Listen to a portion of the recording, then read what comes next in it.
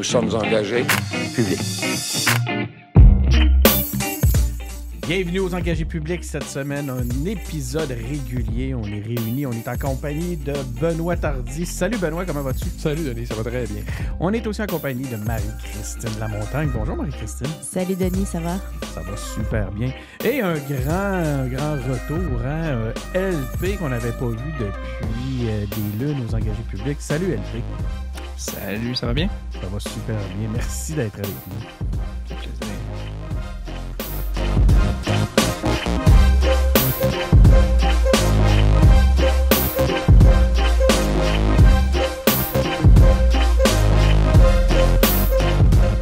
Donc, voilà, comme je disais, un épisode régulier en direct du studio EP à Québec. Vous reconnaissez notre studio de Québec.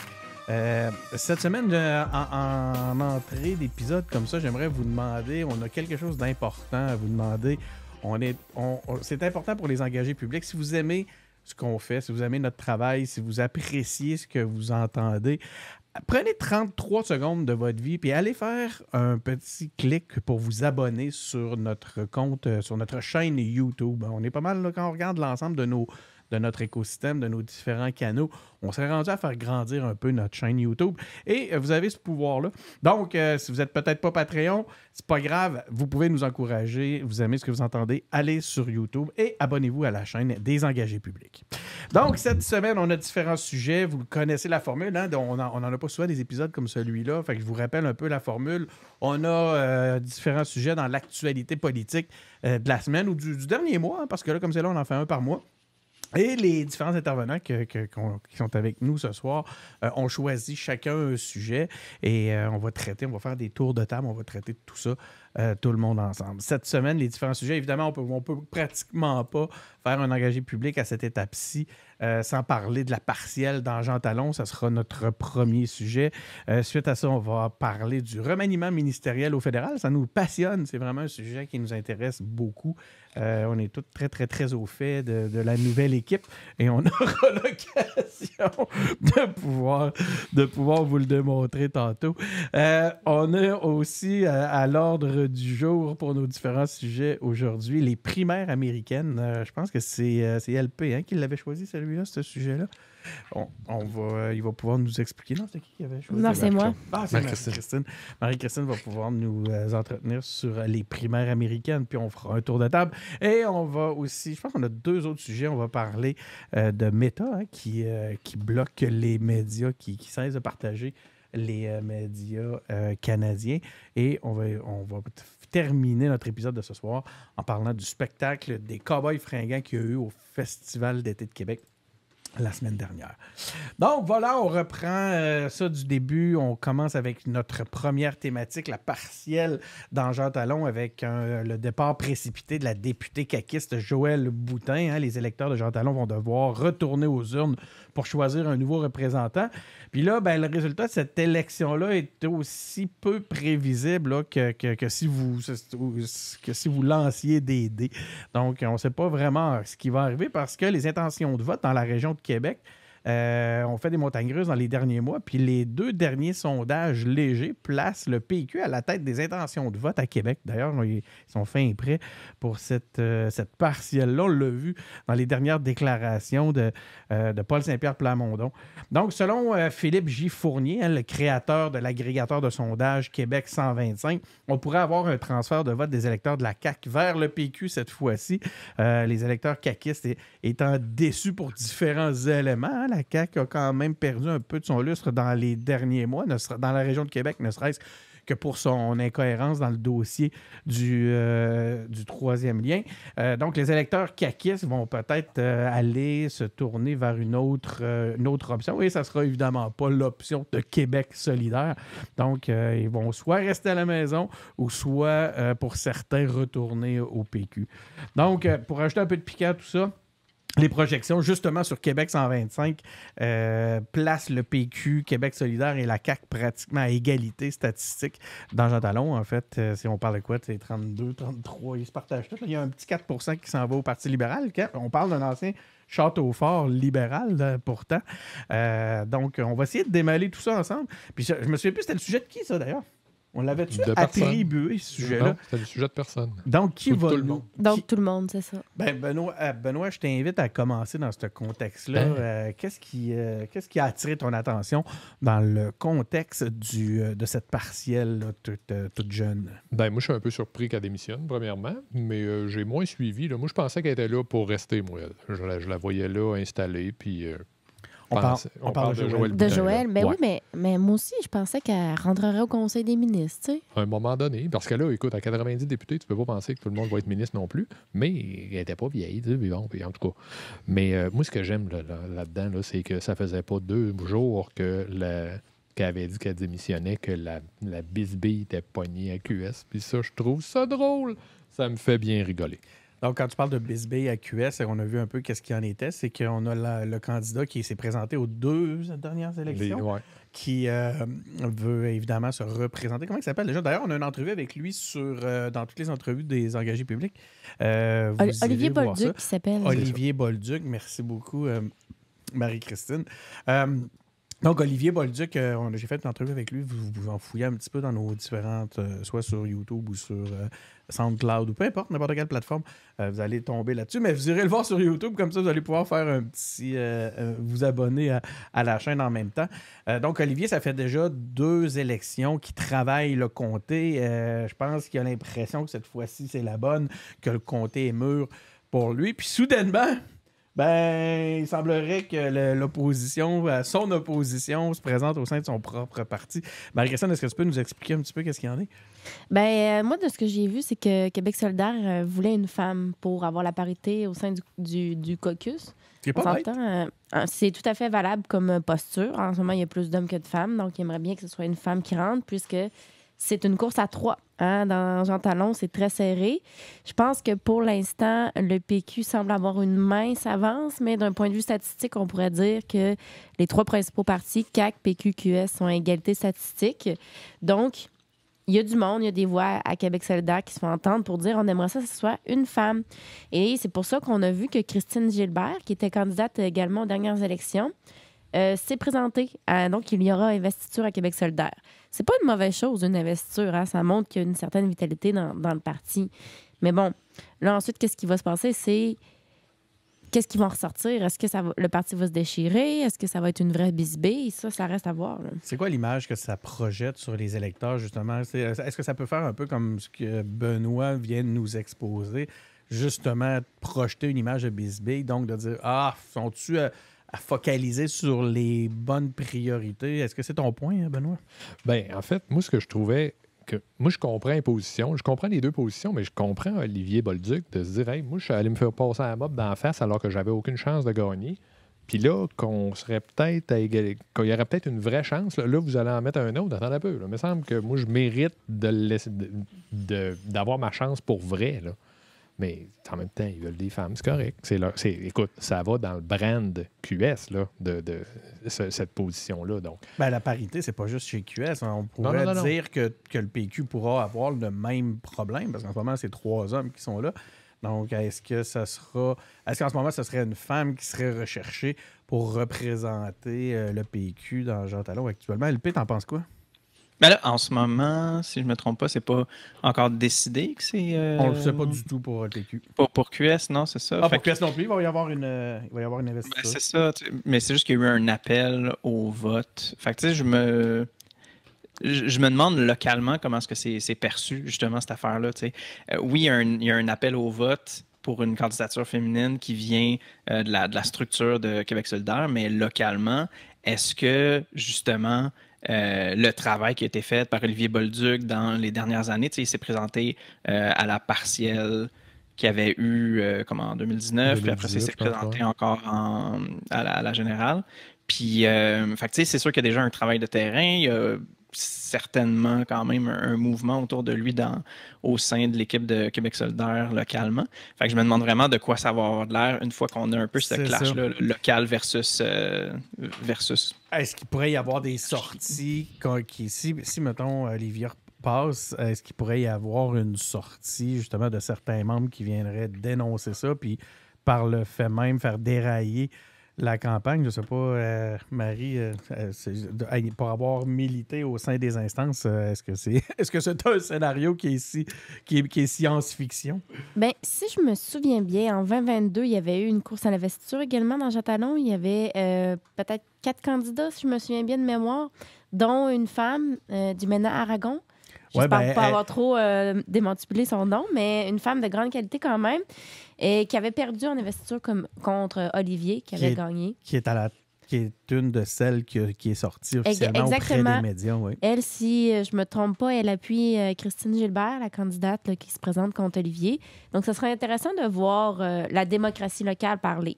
Puis, au PQ, on l'a dit, on ne sait pas encore qui c'est, mais en 2022, le candidat du Parti québécois, c'était Gabriel Coulombe, qui en ce moment est co-porte-parole en économie. Hein, le PQ a fait ça, vu qu'ils sont juste 3, ils ont nommé des militants porte-parole de ci et de ça. Donc, ça sera intéressant quand même de voir qu'est-ce qui va se passer pour le Parti québécois. Mais outre les candidatures, là, moi, ce que j'ai hâte de voir, c'est l'attitude des partis politiques. Parce qu'on l'a dit, là, les 3 misent gros là-dessus. Les 3 ont beaucoup à gagner, mais aussi beaucoup à perdre, ne serait-ce que sur l'image qu'ils vont projeter par la suite. Est-ce que ça va faire des partis politiques un peu timorés, qui ont plus peur de perdre que de volonté de gagner? Donc, ça aussi, c'est quelque chose qui va être intéressant à voir. Est-ce que les électeurs vont être motivés? Est-ce qu'on va faire des débats d'idées?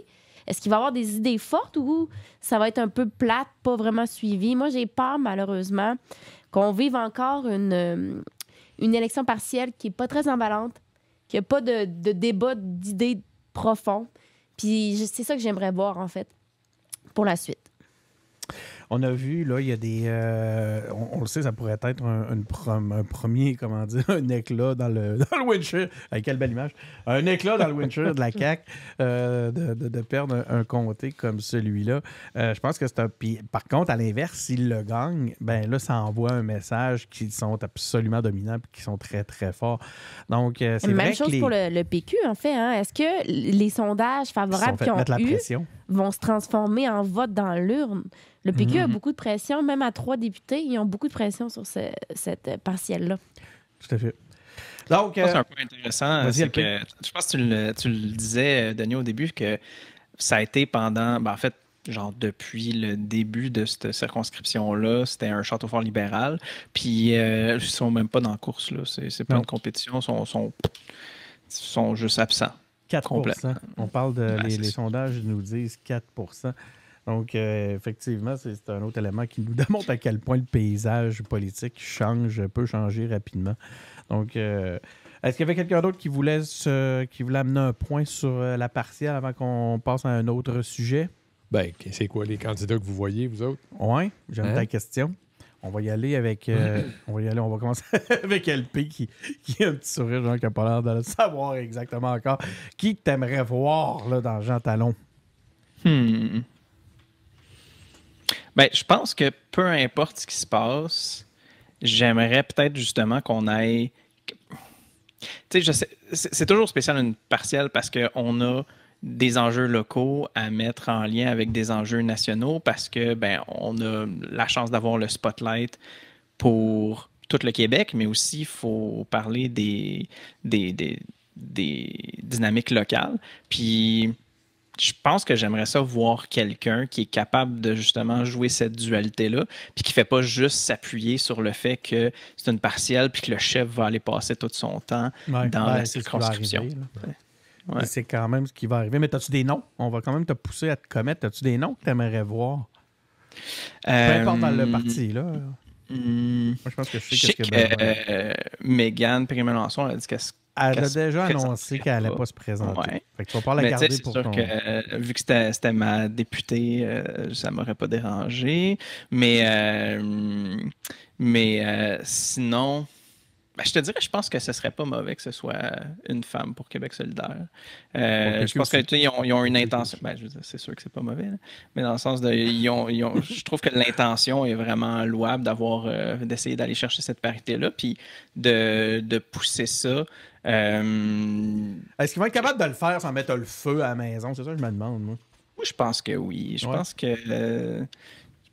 pense qu'ils sont rendus un petit peu plus comment dire, docile. Électoraliste. De qui on parle? De qui on parle, là? QS ou PQ? On parle de Québec civilisation, solidaire. Québec solidaire. Là, je vois, Je on pense que dirait que Christine Gilbert, là, ça Ouais.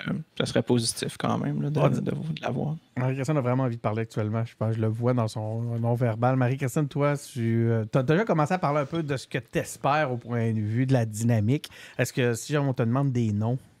Mais j'ai pas de nom à te nommer. Mais si je devais m'avancer, je dirais que pour le PQ, il y a de fortes probabilités, à moins d'un revirement de situation, que ce soit leur ancien candidat, Gabriel Coulombe, qui y aille.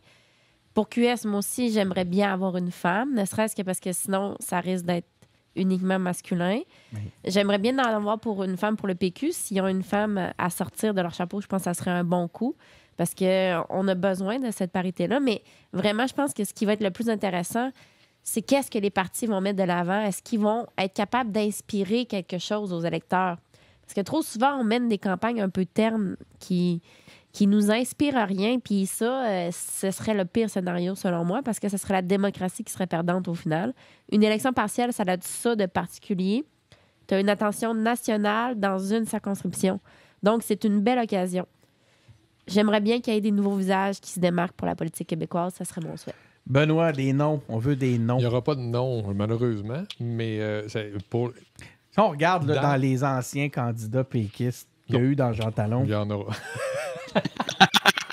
C'est toi qui vas le dire, pas moi.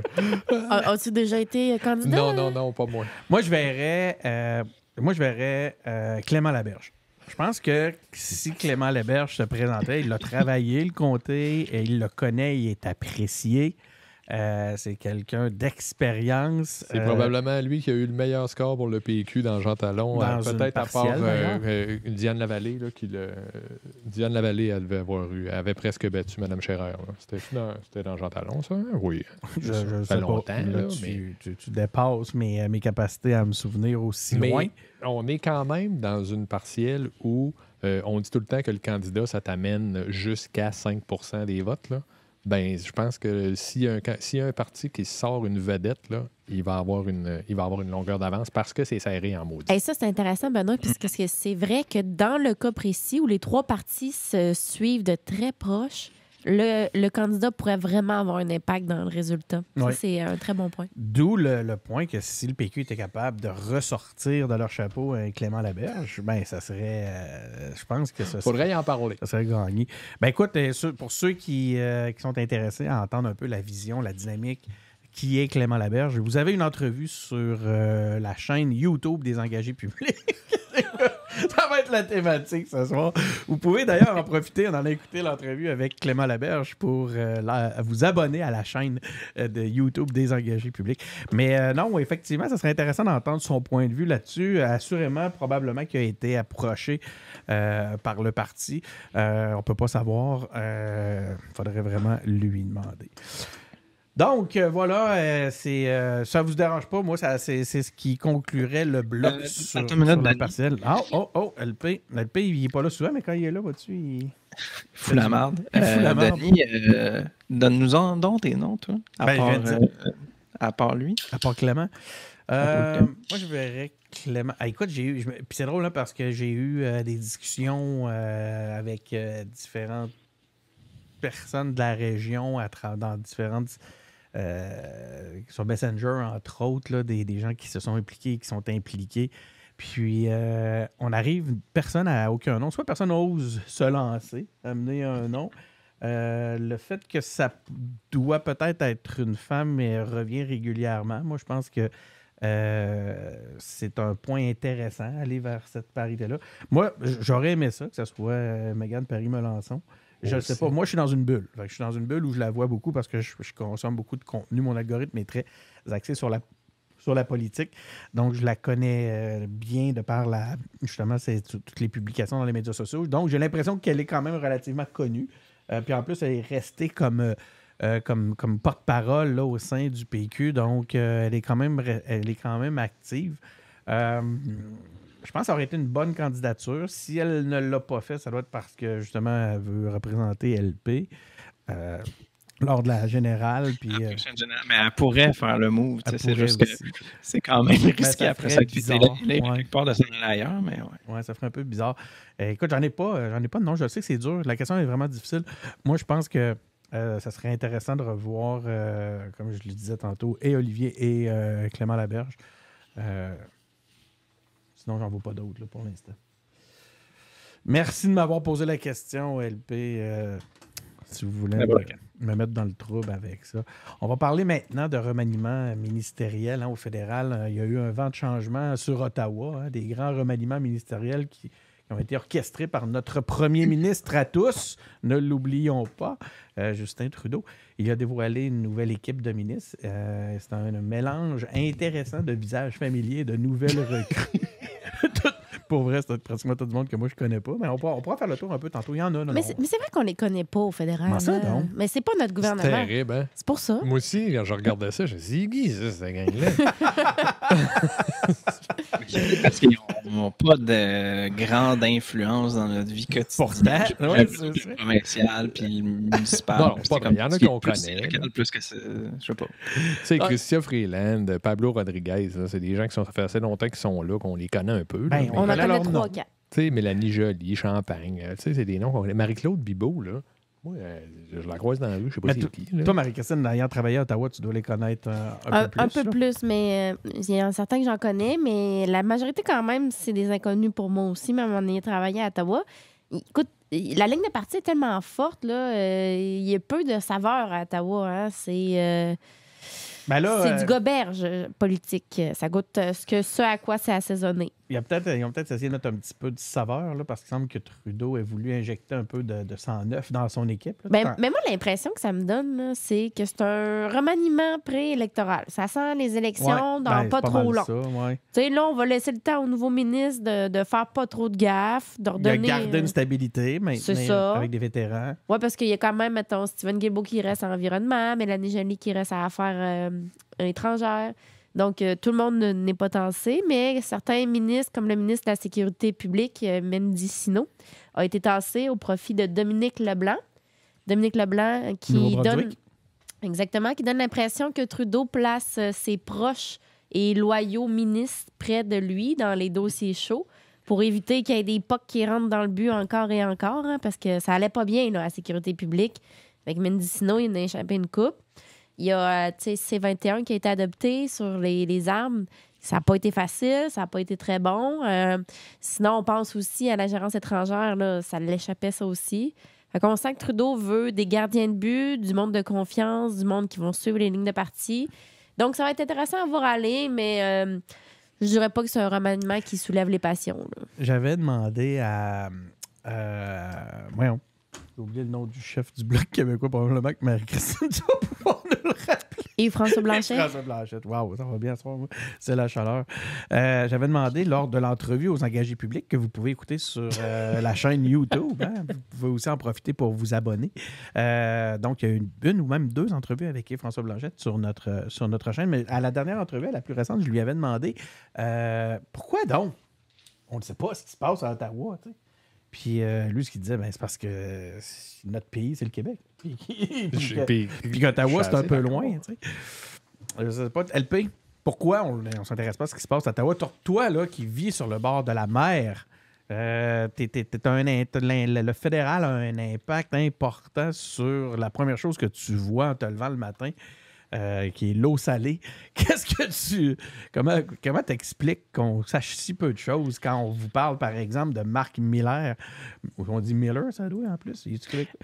Marc Miller, c'était mon ancien député quand j'habitais à Montréal. Fait que tu le connais bien. J'ai une idée de son existence.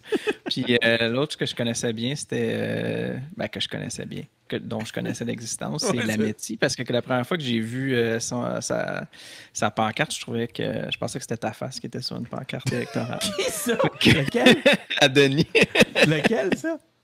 Lametti. David Lametti. Il va falloir Lametti qui a été tassé du Conseil des ministres, hein? Il me semble. Il fait partie de ceux qui ont été tassés. Je trouve que c'est quand même dans un moment. Le Québécois David intéressant. Lametti perd le ministère de la Justice au profit de l'Ontarien Arif Virani, alors qu'Ottawa prépare le combat contre la loi sur la laïcité de l'État devant la Cour suprême. Non, ça Ouais. vaut à peine que tu ailles chercher la face de ce gars-là. Hey, il me ressemble tant. Non. Ben oui, tasser du... Un peu. Je Un peu. comprends. Alors, on voit, mais il y a quand même. Oui, c'est ça. Tu sais, Denis, mettons, il y a je sais pas, quelques années, un peu moins de barbe. Puis la Métis aussi, qui n'était pas exactement la même personne. En tout cas. Si tu regardes bien vite, les yeux fermés dans une autre pièce, dans le fond. Ben, mettons, tu passes en char à côté d'une pancarte électorale, ça se peut que tu penses que c'est ça. Non, mais il y a une espèce de petite tranche, petit menton, là, qui n'a pas de C'est menton, ça. genre. Là. Non, moi, je me trouve des ressemblances avec David Lametti. Ben, je compatis, M. Lametti. C'est pas facile de vivre avec cette face-là. Je sais de quoi je parle. Je vis avec depuis 50 ans maintenant. Donc, Puis en plus, se faire tasser pour le ministère. Là. Ah ben là, ça, raison de plus de compatir, hein, parce qu'il pourra pas c'est venir ça. combattre la loi sur la laïcité. Peut-être que, ben justement, c'est ça que je trouve intéressant. Peut-être que, justement, il voulait pas mettre quelqu'un du Québec dans cette position-là. Ben, je sais pas. Hein. Ouais, ben c'est ça. Probablement Fait que ça l'aurait pas que, aidé beaucoup. autant que, peu importe c'est quoi son opinion personnelle puis ses intérêts à lui individuellement, là, David Lametti, peut-être que si le projet fort du gouvernement, c'est de combattre la loi sur la laïcité, ben probablement que c'est mieux de pas mettre un Québécois là-dessus. En même temps, pas sûr. S'il veut gagner Ouais, ses élections ça, après, ça, ou je sais pas ça, trop. ça dit- Mais après, si tu veux avoir une acceptabilité sociale du combat de Ottawa contre la loi québécoise, me semble que ça fit très bien un Québécois. Fait que Ben, je sais Jean pas. Chrétien, il aurait mis un Québécois ou il aurait été Sans l'ombre d'un lui-même. doute. Il aurait été Ben, lui-même. plutôt battre. Ouais. Ouais. Ça serait fait un malin plaisir à prendre le dossier le plus complexe puis à venir le fighter. Puis il aurait été chercher du respect au sein de la population à cause de ça, à cause de son esprit combatif. Mais ça va être Ben, tu sais- intéressant pour mon prochain sujet, tantôt, quand on va parler des primaires américaines. Hein. La loi sur la laïcité de l'État va être contestée par Ottawa, mais ça reste très d'actualité, là, le sujet de la Aux États-Unis. laïcité de l'État. Et effectivement, on y reviendra là, lorsqu'on sera là. Tout à fait, tout à fait. Donc, d'autres choses, tu voulais ajouter un point, LP, sur cet aspect-là? Ben oui, non, mais je pense que pour revenir à ta question de pourquoi est-ce que même si je me lève le Ouais. matin, faut que j'ai quand même, faut que je plisse un peu les yeux là, pour voir la mer, là, mais j'avoue. C'est pour ça le ministre est un petit peu trop loin, tu sais, pour que je le voie. Mais tu sais, sérieusement, à part passer puis dire on a annoncé des millions pour telle patente ou pour telle autre patente, peut-être aussi qu'en région, on les voit juste encore moins. Fait qu'ils ont le Canada au complet à couvrir, ils se concentrent sur une coupe de grosses villes, on va les voir être élus ou etc. à gauche et à droite, plutôt dans les grosses villes, puis je pense souvent moins au Québec qu'ailleurs. Fait que c'est sûr qu'ici, quand ils viennent dire qu'il y a un agrandissement ou je sais pas, ils donnent des fonds pour une nouvelle route pour transporter telle affaire jusqu'au port, ben on en entend parler, on les voit serrer des mains, puis ça finit pas mal là. Fait que... Bon, Ça, ben, faut ça, je croire connais que, comme si c'était les dirigeants d'un autre pays. Ça fait bizarre un peu. On Quelqu'un leur donne d'autre de l'argent, ils nous redonnent un peu d'argent. Fait que c'est une relation pécuniaire. sont fins. Ben oui. Ils sont vraiment Donne smart. pas assez, mais... Ils nous donnent de l'argent. Ils nous donnent de l'argent. Ouais, c'est ça. Ah, mais on la paye, cette Ben Ils là, vont affaire. vous dire avez comment ajouté un dépenser. truc? Non, je n'ai rien à T'aimes dire. ça À parler part du que, fédéral, d'habitude? LP, c'est celui qui est le plus proche de ne pas vivre au Canada dans toutes nous autres. Lui, à 200 km vers l'est, il n'est plus au Canada. Je pense que je vais revenir sur un point. Ah oui, donc. Je trouve que c'est quand même intéressant que Guilbeault se soit pas fait tasser parmi les autres noms. Je pense qu'il commence. J'ai l'impression qu'on commence tout juste à en entendre parler, puis qu'il commence un petit peu à prendre sa place, là, puis à un petit peu moins faire pitié à côté des autres ministères qui prennent toute la place. Là. Il met un petit peu plus son pied à terre, ou, il y a un petit peu plus de visibilité là, aussi à l'international. Fait que je présume que c'est pour ça qu'il garde sa place, mais j'espère qu'il va continuer un peu comme ça. Là. Moi, je pense qu'il garde sa place parce qu'il fait pas de bruit, justement. S'il avait fighté réellement contre les changements climatiques puis et pour l'environnement, mais probablement qu'il aurait peut-être été tassé parce qu'il dérangeait. Mais tu sais, moi, je veux une évolution là, par rapport à quand il a premièrement été nommé ministre jusqu'à aujourd'hui. Il y a une petite hausse. Puis j'espère que s'il est toujours ministre dans 50 ans, ben, là, il va prendre des actions qui sont vraiment structurantes. Oui, ça va être le temps. Il Il aurait fallu qu'il se présente dans les années 70, c'est juste ça l'affaire. On en est Il va plus être là. rendu à 108 dans 50 ans. Bon, c'est le fun qu'on en rit. Hey, y a quelqu'un qui a vraiment envie de continuer à parler de ça? Le nouveau Conseil des ministres du Canada. Voilà, c'est ce qui fait. C'est la façon dont on a couvert le sujet avec un grand enthousiasme, mesdames et messieurs. Malheureusement, on n'a pas un épisode là-dessus sur notre chaîne YouTube. Sinon, je vous aurais invité cordialement à aller l'écouter et en profiter pour vous abonner. Non, mais sans blague, on a quelques entrevues avec des députés fédéraux et ce ne sont pas que des bloquistes. Donc, je vous invite à aller écouter ça. On avait d'ailleurs Joël Lightbound qu'on ne voit pas au Conseil des ministres. Ça en est un qui dérange puis qui n'a pas sa place. Je dis que je vais faire un lien avec ce que je disais tantôt avec Guilbeault. Est-ce que Joël Lightbound, pour faire un rétrofit sur notre sujet antérieur, pourrait être un candidat intéressant? Peut-être que ça pourrait faire bouger l'aiguille libérale. Moi, je pense que ça serait un bon coup pour les libéraux, mais Ça serait insuffisant. pas sûr, ouais. Ben, peut-être pas assez pour gagner, mais ça les aiderait. Marie-Christine? Ben, je pense que ça pourrait être un bon coup, mais je le sens fatigué, Joël Lightbound. Ah ouais, hein? Il a juste 35 ans, on en parlait, moi puis Benoît, mais il a l'air d'un gars de 55 ans, un peu fatigué, sur le bord de la retraite. Est-ce que tu as Il y a contre les gars de 35 55 j'ai ans? absolument rien. 155 ans. Tu peux avoir 55 ans puis être frais comme un genou, là, mais... Ben, moi, j'ai 50 ans, puis je suis lui, fatigué. Ouais, mais lui, il est 35 ans, puis il a l'air fatigué. On dirait qu'il a plus la verve d'aller se battre. Puis quand t'es chef, ça prend l'énergie quand même. Fait que j'ai quelques réserves quand même. Mais il pourrait. Il y a ce qu'il faut, c'est sûr. On parlait de vedette, là. Ouais, ça, c'est sûr. Lui, Ça ça en en serait serait une. une, ça. Ouais. Il gagnerait pas pour autant. Je suis pas sûr, par contre. Je sais Ouais, pas. Écoute, je sais c'est pas. bien dur à dire, mais je pense pas que ça ferait changer les intentions de vote tant que ça. Mais ça serait un maudit bon coup pour les libéraux, à mon avis. Marie-Christine, Oui. si je te demandais, parce que tu es la plus proche du frigo, d'aller chercher de la bière, est-ce que je me ferais accuser de La même chose que la dernière fois. Que me ferais accuser encore une fois de machisme? Et Non, mais ça se peut que je sois assis ailleurs la prochaine fois. Oui, tu vas t'installer ailleurs. Ben, allons chercher de la bière. Ça avait fait ça. Mais cette place-là, C'est la bière, c'est la place de celui qui va chercher de la bière. C'est ça qui arrive. Je suis en train de me mettre toutes mes je pensais que caméras. tu le générique des engagés publics. Oui, je l'ai jusqu'à accroché sans qu'il y peine. ait de la bière. tu sais. Oui, c'est ça. Interlude. Interlude, man. Ça Ouais. n'existe plus, hein? Intermède, puis Marc Legrand, puis tout ça, là, ça n'existe plus, ça. La Marc TV. Legrand. Marc Legrand, tu te rappelles pas de ça? C'était lui qui, à piano, Télé là? Métropole, ouais, il faisait l'ouverture puis Aïe, la fermeture des émissions, là. Puis à Aïe, Radio-Canada, il y avait aïe. l'hymne national, puis il y avait toute la patente. Je me souviens de l'hymne C'était national. et- Avec tout le. C'était pas au Merci, dimanche qu'il y avait un intermède. Où, tu sais, comme t'arrivais dans le milieu du film, puis ça faisait comme. C'était. Je sais pas trop. Les Il changeait c'était la un bobine. intermède, ou je sais pas trop. Là. Ouais, mais c'est ça, le gars. C'est ça, le gars chez Télé-Québec, il était là. 5 minutes pour Merci changer la beaucoup, bobine. Marie. Est-ce qu'on a fait le tour pour les différents sujets? Tu voulais nous parler de Dominique Leblanc? Si tu fais, c'est-tu. Oui, C'est c'est couvert. fait. J'en ai parlé de sécurité publique, là. Superbe.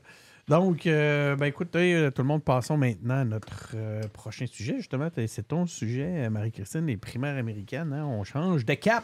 On s'en va, on traverse la frontière, on va aller jeter un œil à nos voisins du Sud. La politique américaine, c'est jamais ennuyant, en tout cas, à ce qu'il semblerait. Je voyais d'ailleurs tantôt Mitch McConnell qui a fait comme une espèce de blanc en public. Avez-vous vu ça? Non. Il faisait une adresse publique devant les journalistes, tout, puis à un moment donné, il a carrément là, il a sauté un fusible. Il a arrêté de parler, il est resté stoïque, immobile longtemps. Puis jusqu'à temps que son équipe vienne le chercher en lui demandant « Ça va, Mitch? » Ils l'ont amené dans son bureau. Ils l'ont ramené pour répondre aux questions des journalistes. Et évidemment, les journalistes, les seules questions qu'ils avaient, c'est « Qu'est-ce qui C'est vient de se arrivé, passer? c'est » tu sais. Ouais. Puis ça amène un sujet, puis je m'excuse de Non, vas-y. hijacker ton sujet à travers ça. Marie-Christine, on va y revenir.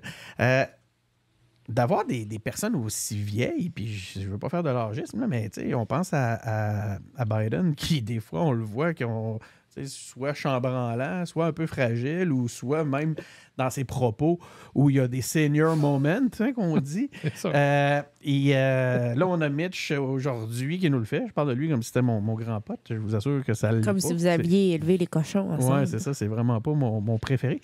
Cela dit, c'est parce que je suis pas sûr de son nom de famille. C'est Cornell. McConnell. McConnell. J'aurais juste continué à dire McConnell. Cornell, je m'aurais pensé que je le disais bien.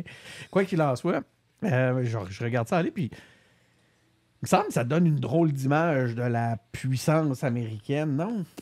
Toi, ça te dérange pas d'avoir un Ben, petit... ça me dérange pas. Écoute, Tu penses que les je Américains... pense que c'est ils aimeraient- inévitable qu'à un moment donné, tu as des blancs. Là. Puis plus t'es Ouais, mais ils vieux- ne pourraient pas être plus jeunes, leur candidat. Ouais, mais je pense qu'il n'y aurait pas de blanc. Je sais pas. Là. Le gars, Ben, est-tu s'il est plus malade? jeune, il... Le gars, est-tu malade? C'est ça qu'on sait pas. tu sais. Mais au-delà de ce cas-là isolé, c'est vrai, tu penses à Bernie Sanders, à Trump, à Joe oui. Biden. Ah non, il pourrait avoir des plus jeunes, mais moi, j'aime pas ça qu'on Mais moi, On l'affaire, évacue les c'est vieux. ça. Je suis d'accord avec toi. Sans évacuer les vieux, est-ce que les jeunes ont réellement place, tu sais, dans la politique américaine particulièrement? là? américaine, non. C'est sûr que non. Ouais, c'est peut-être un problème aussi, mais c'est peut-être pour ça aussi que ça périclite un peu quand même, les États-Unis. Là. Ah! C'est plus ce que c'était, là, on va se le dire. Ah, ben, je me demande si c'est peut-être parce que faut tellement que tu aies ramassé d'argent puis de contacts qui vont te donner de l'argent pour faire une campagne électorale présidentielle que tu peux pas en 35 ans de vie, en 40 ans de vie, accumuler tous ces contacts-là qui te permettent de te rendre à ce moment-là. Tu sais. Peut-être j'ai l'impression que c'est un travail Donc, qui tu te demande peux y d'avoir arriver. 60 ans et plus. Tu peux y arriver trop tard quand tu n'as plus Ouais, justement toute la présence d'esprit nécessaire pour être solide dans ton poste. En tout cas, écoutez, je disais que c'était pas ennuyant. On a encore eu un exemple aujourd'hui que ça ne l'est pas. Donc, il se passe des choses intéressantes. Hein? C'est Marie-Christine qui a porté notre attention là-dessus. Du côté des primaires républicaines, la droite chrétienne semble maintenant prendre le dessus. Selon une analyse là, qu'on pouvait lire dans Le Devoir, c'est d'ailleurs l'article que tu m'avais envoyé, Marie, cette semaine, ils sont les grands gagnants des dernières primaires. Je parle de l'aile chrétienne. La droite chrétienne est en train de remodeler le paysage politique républicain. C'est ce qu'on pouvait lire dans l'analyse. Alors, qu'est-ce que ça signifie pour l'avenir du parti? Plus largement, même pour la politique américaine, on est en droit de se le demander. Marie-Christine, c'est la raison pour laquelle tu nous as amené le sujet. Qu'est-ce qui a attiré ton attention? Oui, bien, en fait, moi, j'étais en mode vacances. Là. Ça fait 2 semaines que je suis dans le coin LP, Ben oui. en Gaspésie. Je faisais le grand tour de la Gaspésie. J'étais en mode, je suis pas trop les nouvelles, quoique, une fois de temps en temps, m'acheter le petit devoir papier en buvant mon petit café le matin. Un petit plaisir que j'aime en vacances. Puis là, je tombe sur cet article-là. Là, Ça t'a mis de mauvaise humeur. ça m'a mis de mauvaise humeur. Parce que là, l'affaire, là, c'est que la droite chrétienne aux États-Unis, c'est un mouvement organisé, efficace, qui a de l'argent, une machine bien huilée. Et là, ça gagne les primaires. Les primaires aux États-Unis ont été clairement dominées par la droite chrétienne. Trump mise sa stratégie pour se faire réélire, c'est la droite chrétienne. Juste André Gagné rappelait qu'en 2016, Trump a reçu 81 % de ses appuis là, au présidentiel. Ça provenait de la part des évangéliques. C'est une masse populaire énorme. Des born again. Énorme. Puis juste là, pour qu'on s'entende sur qu'est-ce que c'est, là, dans le fond, André Gagné, toujours, là, lui qui est professeur agrégé au département d'études théologiques à l'Université Concordia, il parlait que la droite chrétienne est essentiellement ancrée dans le dominionnisme. Ça, c'est une théologie du pouvoir politique. Donc, on est clairement dans des visées politiques assumées. L'idée, elle vient d'une interprétation particulière d'un passage du livre de la Genèse où Dieu ordonne à l'être humain de dominer la terre et de l'assujettir. Wow. Cette théologie fut grandement popularisée au moyen d'une mouvance appelée le reconstructionnisme chrétien. Donc, ça fait peur quand même. Là. On parle, ça fait peur. Je pense que c'est le terme. On parle là, d'un mouvement qui prône l'établissement de la loi divine pour gérer la société et la politique. Donc... C'est quoi la différence avec Al-Qaïda? Hey, man, regarde, on va te laisser te débattre avec celle-là, mais je suis assez d'accord. Mais on peut poser la question et même, je dirais, on doit poser la question parce que là, ici, on n'est pas de l'ordre des croyances personnelles. Là. On est de l'ordre d'un mouvement politique organisé, donc on est de l'ordre du pouvoir religieux. Et c'est intéressant de faire la distinction parce que tu peux avoir tes croyances, mais à partir du moment que tu veux imposer tes croyances aux autres, là, on n'en est plus de l'ordre personnel, on n'en est plus de l'ordre de moi, je pense, je crois ça, puis c'est ma vie spirituelle à moi. On est de l'ordre du pouvoir. Et en politique, seul le pouvoir arrête le pouvoir. Donc, c'est des considérations qu'il faut prendre. Et le problème, c'est que là, ces volontés colonialisme religieuses, là, menacent la paix et le contrat social. Et ça nous ramène à ce qu'on se disait. la laïcité de l'État, qu'est-ce que ça veut dire? Qu'est-ce que c'est en substance? C'est absolument d'actualité de parler de la laïcité de l'État. Moi, on le sait, les auditeurs peut-être qu'ils ne le savent pas, mais j'ai travaillé à Ottawa. Donc, j'ai côtoyé le ROC, là, le Rest of Canada. Et mon plus gros choc culturel aura été d'être confronté à cet extrémisme-là religieux. Parce que là, on parle des États-Unis, mais il ne faut pas oublier que... Les Albertains. Bien, peu importe quelle province, dans le Parti conservateur du Canada, il y a un extrémisme religieux. Il y a la présence de personnes qui veulent bloquer l'avortement, qui se sont réjouis du jugement Roe contre Wade de la Cour suprême des États-Unis. Il y a du monde qui sont contre les droits des communautés gays, LGBT+. Au nom de Dieu. Au nom de Dieu. Qui veulent que la religion reprenne un pouvoir dans l'État, guide nos politiques publiques. Et donc, ça, c'est un pouvoir organisé. Comment on y répond? Comment notre État y répond? Puis tout ça s'inscrit dans le contexte de la contestation de la loi sur la laïcité de l'État du Québec. Fait que là, ça, l'avortement, les mouvements LGBT, les woke, c'est une emprise démoniaque sur notre société, selon eux. Hein? Bien là, il faut faire attention parce que, tu sais, c'est facile. Là. On parle de woke, on parle de laïcité. Tu sais, faut pas tout mélanger. Mais je pense qu'il faut quand même voir ce que c'est pour ce que c'est. La religion étant un pouvoir religieux, la laïcité de l'État, elle est absolument fondamentale. On peut débattre sur les modalités de cette laïcité-là, mais il faut absolument avoir conscience de l'importance de cette laïcité-là. Je trouve que c'est quelque chose qui est trop souvent évacué du débat. Mais mon point, c'est surtout une boutade, tu l'as compris, pour dire que pour eux, ils l'amènent jusqu'à un point, je parle des religieux chrétiens, les born again, entre autres, vont amener justement tout ce qui va à l'encontre de leur croyance à l'état de démoniaque, d'occulte. Ici, tu m'as mis des mots-clés, là, comme s'ils combattaient contre la sorcellerie, le vaudou, le satanisme.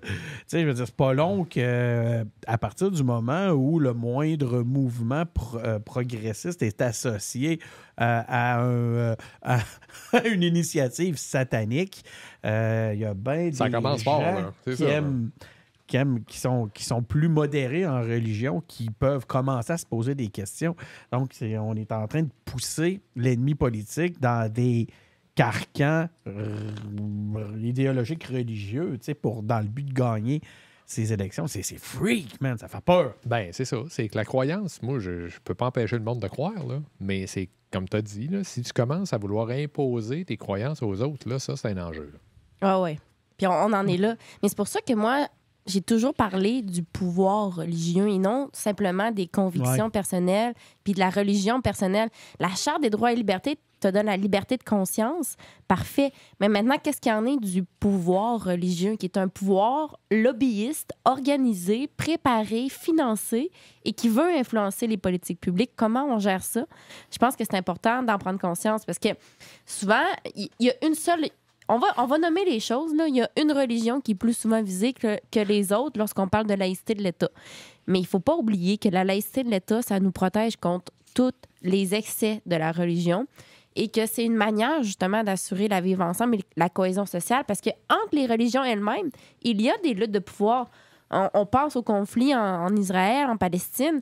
C'est d'abord religieux. Ensuite, c'est politique. Ensuite, c'est géopolitique. Mais il y a quand même un aspect religieux là-dedans. LP, as-tu un point sur lequel tu aimerais intervenir dans ce que tu entends? Ben, tu sais, c'est quand même Dieu qui a donné le territoire aux protestants américains. Donc, eux, ils doivent bien évidemment l'utiliser ou le conquérir à pleine capacité. Puis, si Dieu n'avait pas voulu... Constitution aussi, je pense.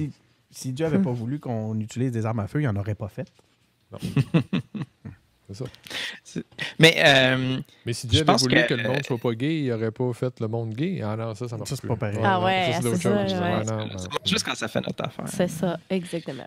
De toute façon, c'est en écoutant des propos comme ça qu'on va tout finir gay, Benoît Tardy. Je le sais. Non, c'est dans la bière. C'est dans la bière. C'est vrai, c'est dans la... Mais là, on est correct. Là. On n'a pas la bière qui rend gay à soir. Non? C'est quoi la bière qui rend gay? C'est la Bud Light. C'est la Coors Light. Hein? Coors Light? Ah oui, à cause qu'il y a eu... C'est la Bud Light. La Bud Light qui rend gay. C'est Dylan... quelque chose Mulroney ou quelque chose du genre, là, qui est une femme transgenre. Qui a fait Qui- la promotion de... C'est ça. Je sais pas si vous aviez vu passer Ouais, ça, c'est qui avait ça. fait de la Ben, c'est pour ça que promotion de j'ai la, C'est ça. de la Coors Light. Ah, Puis- c'est la Coors Light? de la Coors Light, de la Bud Light, en tout cas une bière. Puis là, il Non, y c'est avait... la Bud Light. C'est la Bud La Light, Bud la Light. canette bleue. me semble, oui. Il y avait des réactionnaires qui avaient décidé d'acheter la bière pour la Pour la, verser. Mais, pour la détruire. mais finalement, On eux voyait autres, du ils monde ont tirer dit, à coups ben, de 12 dans la bière. C'était tant que vous l'achetez, videz-la si vous voulez. Nous autres, elle a été achetée, tu Tant qu'elle sais. est payée. C'est ce que ça. tu veux. Mais là, si tu la jettes puis ça coule dans les égouts, là, tout le monde finit par la boire là, tu sais, d'une façon bizarre. Les poissons deviennent gays. Ben oui, c'est ça.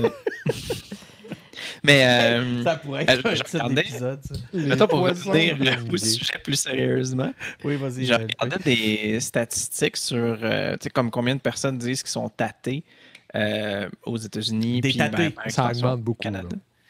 Puis aux États-Unis, c'est vraiment pas beaucoup. Tu sais, c'est comme 6 à 10% du monde qui disent qu'ils sont athées. Puis là, je comprends qu'il n'y a pas juste des chrétiens, mais c'est la vaste majorité, on s'entend. Ouais. Fait que tu sais, je pense qu'il y a un point où si t'es pas capable de déclarer que t'es athée, peut-être que justement ce pouvoir religieux-là reste avec un certain pouvoir sur toi, même si tu l'appuies pas à 100%.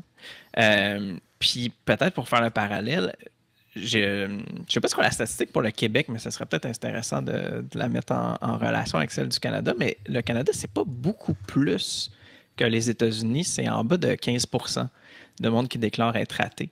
Fait que je pense que il y a encore plusieurs régions au Canada. Puis tu sais, je sais pas si c'est quelle région exactement, mais où ce pouvoir religieux-là a encore beaucoup d'influence. Puis, tu sais, si tu n'es pas capable de déclarer que tu es athée, ben c'est ça. Comme je dis, ce pouvoir-là a une influence sur toi. Tu le considères peut-être. Quand tu vois 50 prêtres ou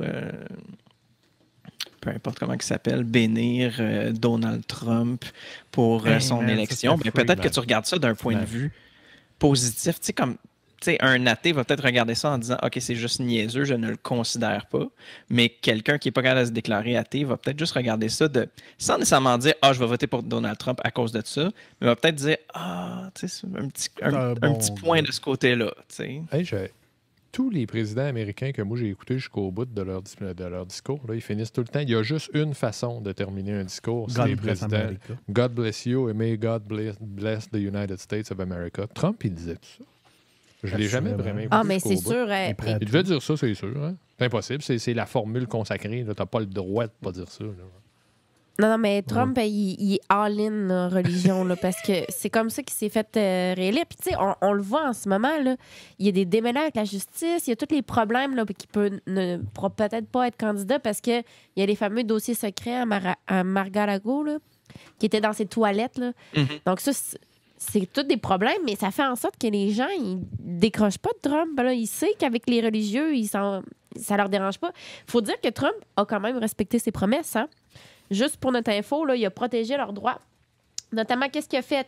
Bon, ben, il a nommé 3 juges ultra-conservateurs à la Cour suprême et près de 300 juges fédéraux. Donc, ça leur donne du pouvoir dans le pouvoir judiciaire. On voit l'infiltration du pouvoir religieux dans le pouvoir judiciaire. Ensuite, on voit Trump il a facilité le transfert de l'ambassade américaine en Israël aussi, à Jérusalem, ou encore la présence de Trump dans les marches contre l'avortement également. Donc, on voit quand même qu'il les a aidés beaucoup. Il leur a fait des passes sur la palette. Des supporters de Trump qui ont bu le Kool-Aid de Trump, que Trump était contre les élites, peut-être se sont rapprochés de certains mouvements religieux. Donc, tout ça aussi, ça a un impact. C'est pas un petit impact. Ce qui se passe aux États-Unis va se transférer aussi ensuite au Canada. Donc, à voir la suite. Moi, là, j'ai vu, quand je travaillais à Ottawa, sur la colline, des autobus de jeunes adolescents débarquer sur la colline et manifester contre l'avortement. Donc, est-ce qu'on va régresser? Puis tout ça, là... Des groupes organisés, hein? Ben oui. Puis c'est une menace fondamentale à la démocratie, tout ça. Parce qu'on a besoin d'un État laïque, on a besoin d'une population informée. Mais si tu es endoctriné, parce que ça arrive parfois que le pouvoir religieux endoctrine les gens... Voyons. C'est arrivé? Ça arrive. Hein, C'est je vous apprends toujours rien un ici. choix personnel. Ben oui. C'est parfois un choix personnel. On ne peut pas présumer, mais on ne peut pas non plus se fermer les yeux sur le fait qu'il y a de l'endoctrinement.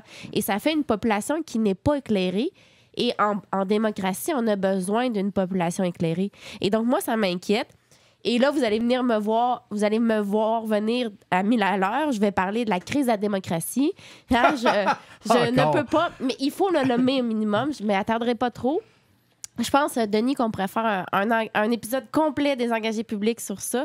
Il y a tellement à dire, mais c'est fondamental. Ben, il va falloir qu'on pense à notre modèle de Si société. je peux me permettre, sur notre chaîne YouTube, il y a un épisode qui s'appelle « La démocratie en crise », pour lequel tu avais eu des propos où tu expliquais ton point de vue par rapport à tout ça. Donc, vous pouvez l'écouter, comme je le disais, sur notre chaîne. Vous en profiterez en même temps pour vous abonner. Donc, est-ce que quelqu'un voulait... je voulais pas couper ton élan, Marie-Christine, avec mon invitation en faisant du prosélytisme engagé public. Est-ce que quelqu'un d'autre dans le groupe voulait ajouter un point sur ce sujet-là? Parce qu'on est quand même rendu à notre 3e sujet. On est à 50 minutes de balado.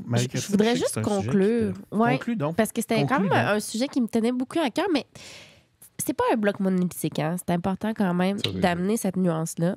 Il y a différents courants, différents radicalismes, mais ce qui est intéressant à voir, c'est que c'est un bloc qui se tient, qui est uni, qui se rassemble derrière quelque chose.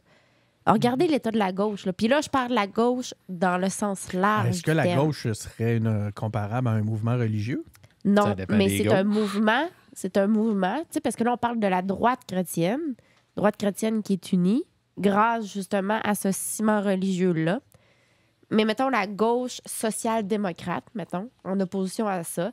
La gauche républicaine, mettons, qui parle de la laïcité de l'État. La laïcité, c'est un élément important de la République. Complètement désunis. Je m'excuse, mais là, moi, j'ai un point là, sur qui me fatiguait dans ce que tu dis. Moi, j'ai pas l'impression que la gauche d'aujourd'hui est une gauche qui défend la laïcité. Au contraire.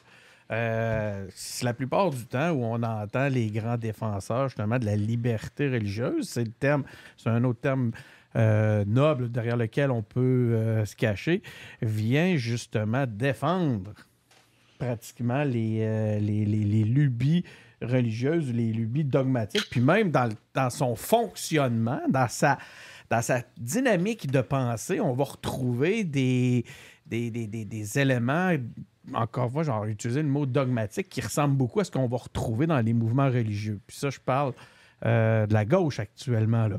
Moi, je pense pas que la gauche est le porte-étendard qui va nous défendre, qui va défendre la laïcité. On voit le contraire actuellement. On a parlé tantôt de ce qui s'en vient pour justement contester les lois sur la laïcité au Québec. Ben, ça vient souvent de mouvements de gauche. Le Parti libéral du Canada n'a jamais été un parti de gauche tel qu'on le sent aujourd'hui.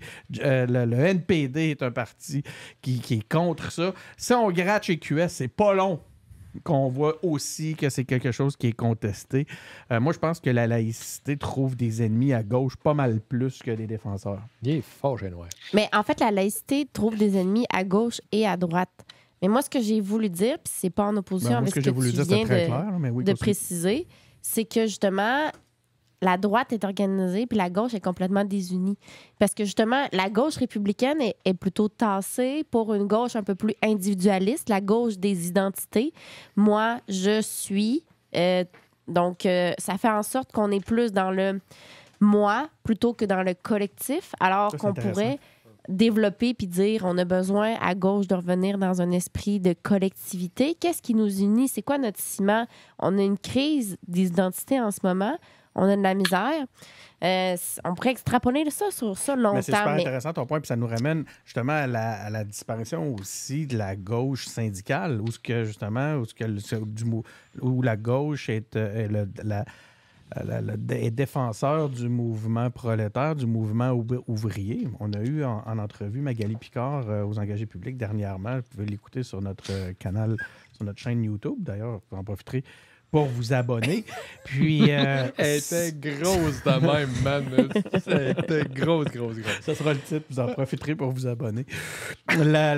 Mais on en a parlé de cette réalité-là où la gauche nous semble avoir... Ça a été transformé. Puis je trouve que tu l'amènes très bien, Marie-Christine, en disant justement que le combat en est un individuel. Tu sais. Tout le combat a été transféré sur la défense de la collectivité, l'union, vers justement l'individualisme et souvent à outrance, tu sais, jusque dans l'identité. Ben oui, tout à fait. Puis c'est ça que je voulais ramener. Puis en utilisant un contexte d'un mouvement populaire religieux de personnes blanches, c'était un peu aussi pour dépersonnaliser le débat, parce que tout ça s'inscrit dans un contexte d'antiracisme, peut-être un peu aussi d'islamophobie, un terme honni, mais pourtant qui réfère à une certaine réalité qui s'est développée suite à la montée du terrorisme, mais montée du terrorisme qui elle-même ne part pas de nulle part. Hein? On pourrait faire l'étude de l'histoire de tout ce qui s'est passé, puis on verrait qu'à un certain égard, on a une responsabilité aussi là-dedans. Là. Quand on repart de la chute de l'Empire ottoman à l'époque. Je ne sais pas où tu vas avec ça, mais je trouve que... Là, c'est parce que je sais que je passe de droite à gauche, puis on peut pas tout développer, mais ce qui est important de dire, c'est qu'on est dans un contexte où certaines choses existent et ça fait en sorte qu'on a de la misère à nommer d'autres débats qui sont certes reliés, mais qui sont indépendants. Et moi, c'est ça que j'ai voulu mettre de l'avant, au-delà de tout ce que j'ai commencé à effleurer. Je veux juste préciser, moi, que pour ma part, puis c'est un point que je trouve important, c'est que tu peux pas blâmer les victimes d'un acte criminel, d'un acte violent blâmer les victimes d'un acte violent, d'un acte criminel, comme s'ils étaient responsables de ce qui leur arrive, encore moins si c'est issu de leurs ancêtres. Parce que je trouve que c'est un terrain excessivement glissant de commencer à justifier les attaques terroristes par les comportements colonialistes ou autres.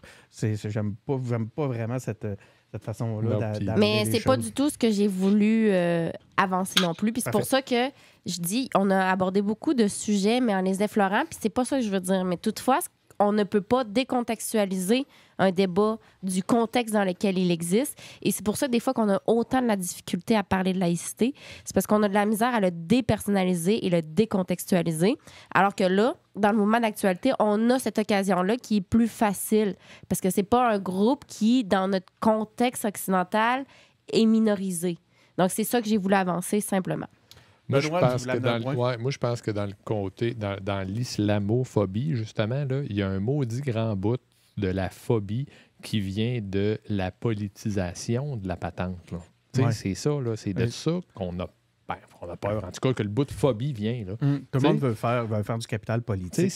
Puis c'est parce que ils sont tous d'accord, là, les grandes religions, sur comment on devrait traiter les femmes. Là. Ils sont tous pas mal d'accord, là. Que Bobonne reste à la maison, puis elle a les enfants que Dieu y envoie, puis ce qui me fait capoter de voir la gauche. Puis, je veux dire, ils sont tous pas mal d'accord là-dessus. Là.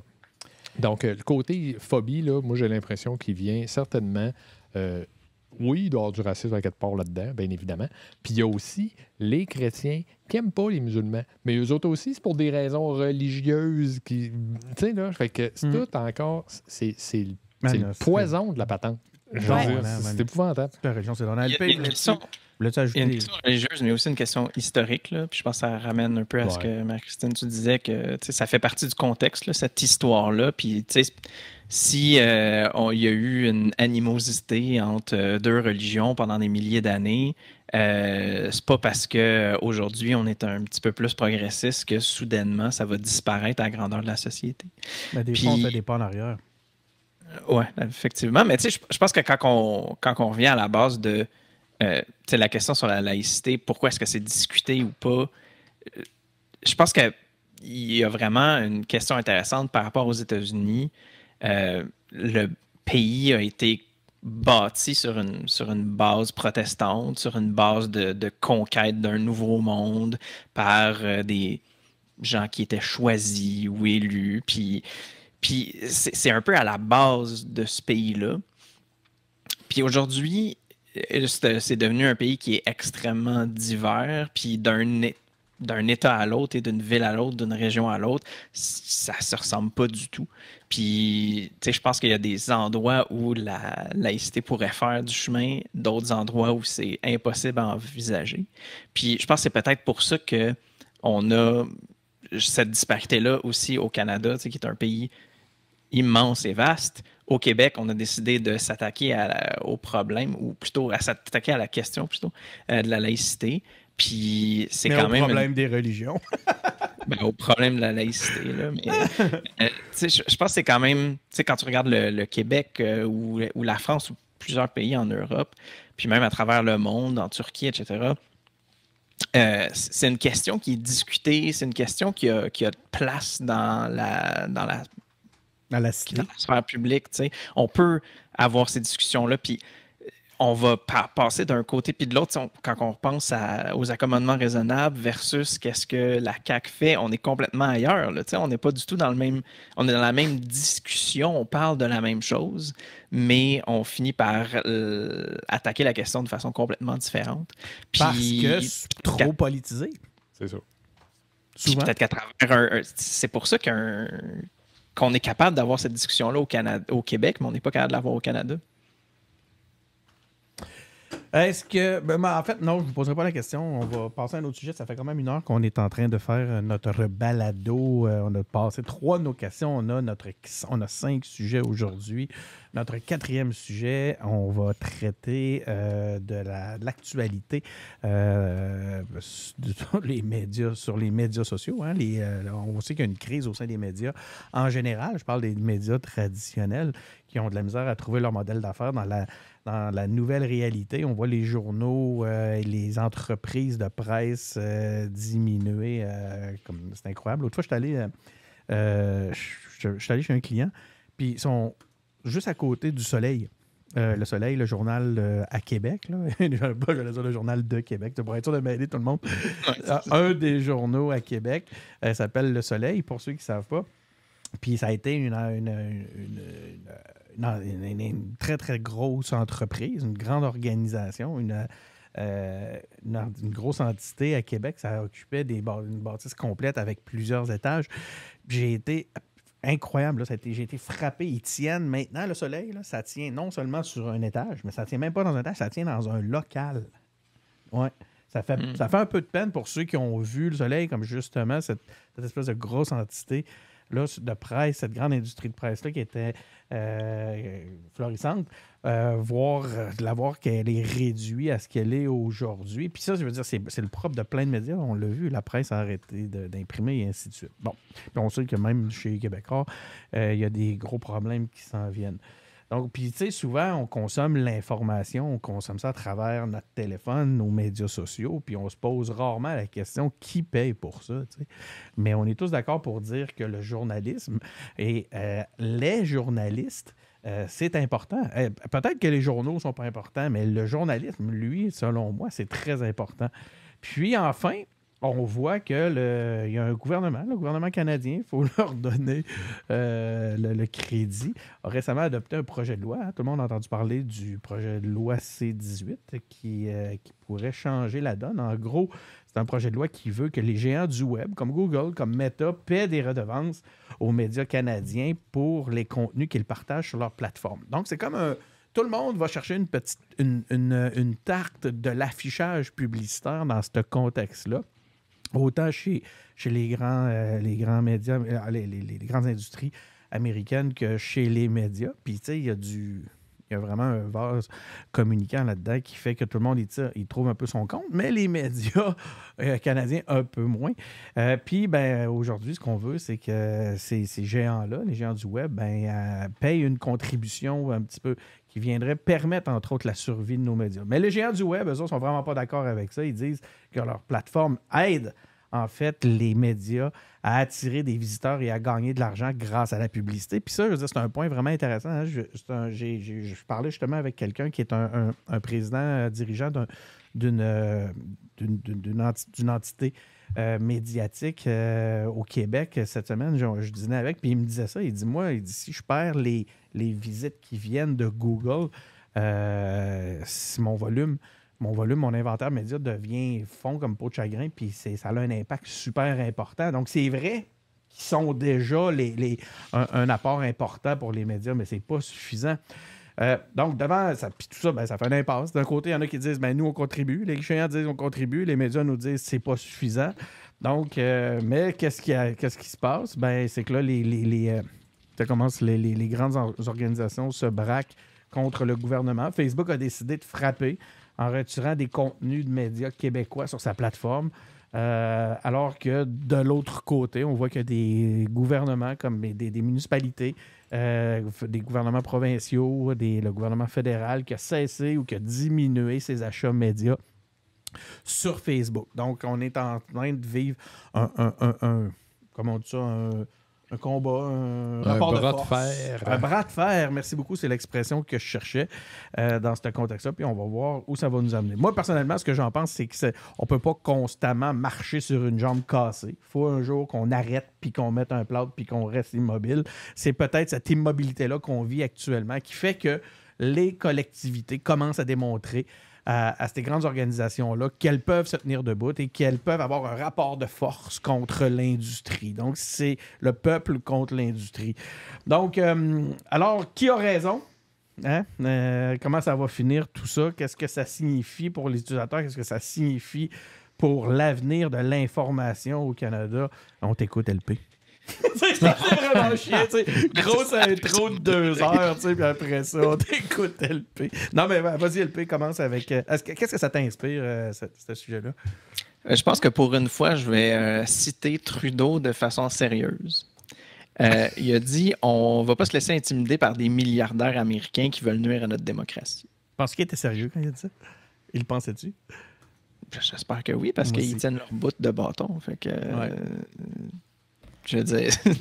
Pour moi, c'est oui. Quoi, LP? Puis... Je suis vraiment d'accord. Moi aussi, là, je trouve que Trudeau a eu raison là-dessus. À un moment donné, il ne faut pas se laisser intimider. Hey, je ne sais pas si vous avez vu, mais tu sais, c'est...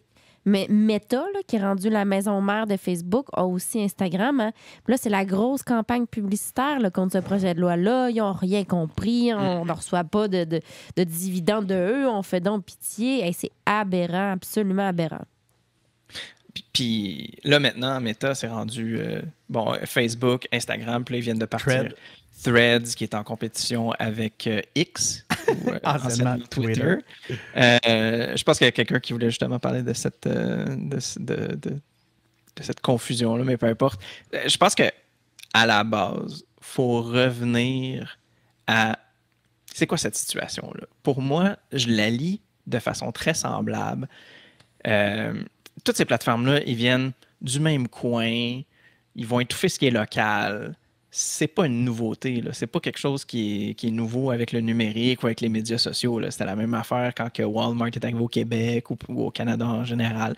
T'sais, tous les autres géants qui ont écrasé les petits locaux, dans un contexte d'économie globalisée, il faut comme accepter que oui, on va avoir du commerce qui vient de l'extérieur parce que nous, on veut faire du commerce à l'extérieur, mais il faut se poser une question sur, OK, qu'est-ce qu'on accepte, qu'est-ce qu'on refuse, où est-ce qu'on met notre pied à terre? On veut être capable de conserver nos acquis, de conserver nos entreprises, puis que le capital, il ne fasse pas juste s'en aller du Canada, du Québec pour aller ailleurs.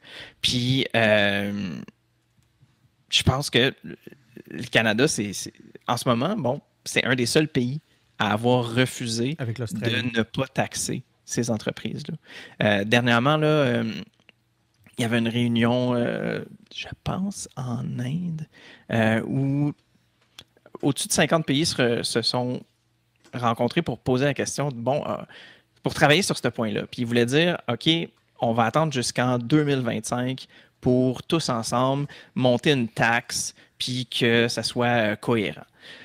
Ben, le Canada, contre toute attente, il n'a pas flanché, il a gardé le cap, puis ils vont vouloir juste imposer leurs taxes eux-mêmes.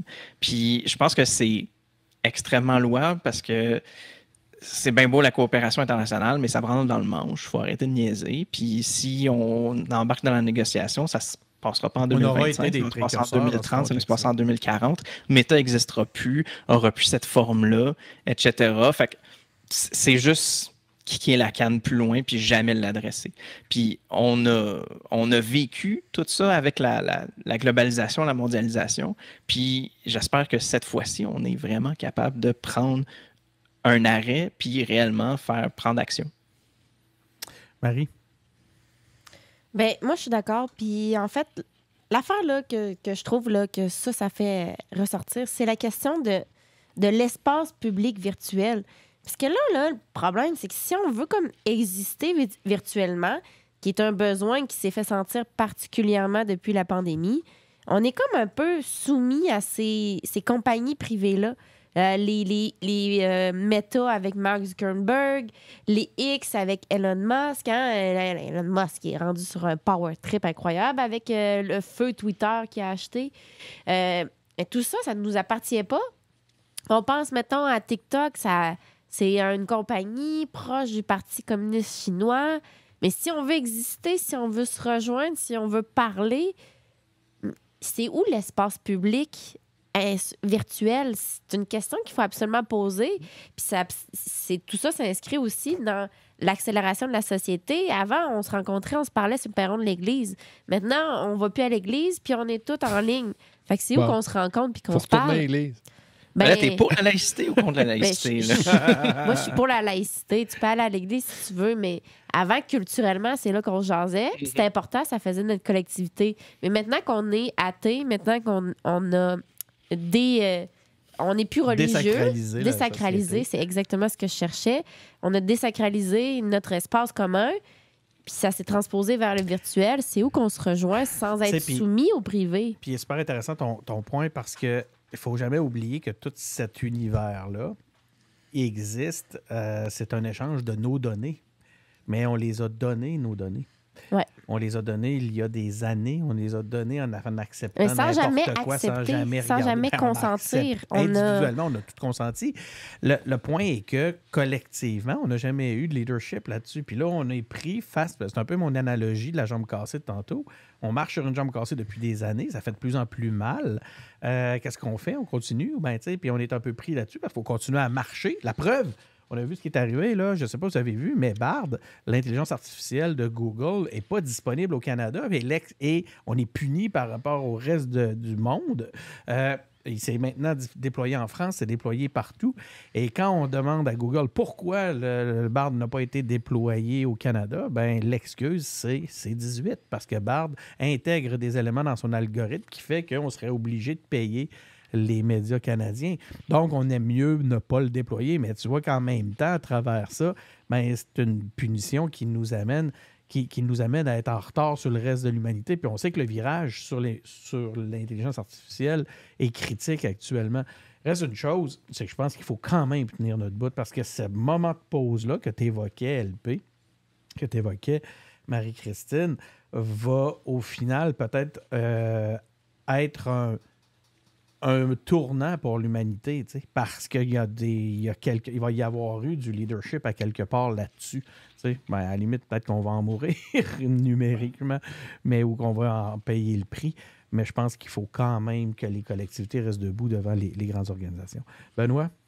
Rien d'intelligent à ajouter, à part que en voyant comment Elon Musk puis l'autre, le Zuckerberg, gèrent leurs affaires, là, le commentaire que je me suis fait, c'est « Faut être fait fort en Christ. Quand tu deviens riche et puissant, là, pour pas virer sur le top, il faut être fait fort en calvaire. » Ils vont se battre dans une cage. Tellement d'accord. Ben, c'est ça, hein? Ça, il faut le mentionner quand même, ils vont se battre dans une cage. Puis, ils n'ont pas d'amis, ces gens-là. GSP, Georges Saint-Pierre, là, le Québécois, là, il va coacher Elon Musk. Non, il coach déjà. Là, il semblerait qu'ils ont déjà eu des périodes d'entraînement ensemble. Oui, mais lui, je pense pas que ça va arriver. Depuis Batman 9, là, oublie ça. Là, c'est la déchéance du célèbre Québécois. Là. En tout cas, c'est mon avis. Là. Moi aussi, il me déçoit un petit peu. Là, mais écoute, on va recevoir du hate en tabarnou. No hate. Il y a le doigt. Il y a le doigt. Oui, le doigt. Est-ce que quelqu'un voulait ajouter un truc sur le sujet des... je ne sais même pas si c'est le sujet à qui, en passant. Ben oui, non, mais c'est le mien, mais je pense que, Marie-Christine, tu m'as fait penser à quelque chose. Là. Tu dis, TikTok, c'est proche du Parti communiste chinois. Je pense que... pour faire un parallèle ou une comparaison, là, si je te disais, les souliers au Canada, ça s'achète juste au magasin du Parti libéral du Canada. Puis c'est le même. T'sais.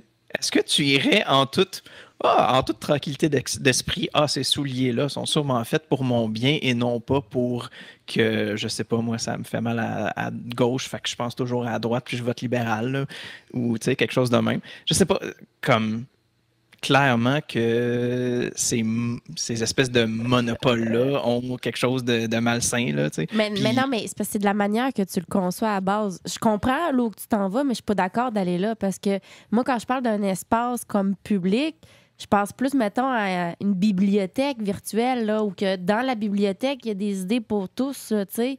Mais c'est un espace qui est quand même public. Tout le monde peut aller se recueillir là. Tu erres dans la ville, tu sais pas où tu vas faire un arrêt à la bibliothèque. Oui, puis c'est une rempli meilleure... de livres écrits par des habitants de la cité. Tu sais, c'est pas écrit. C'est ça.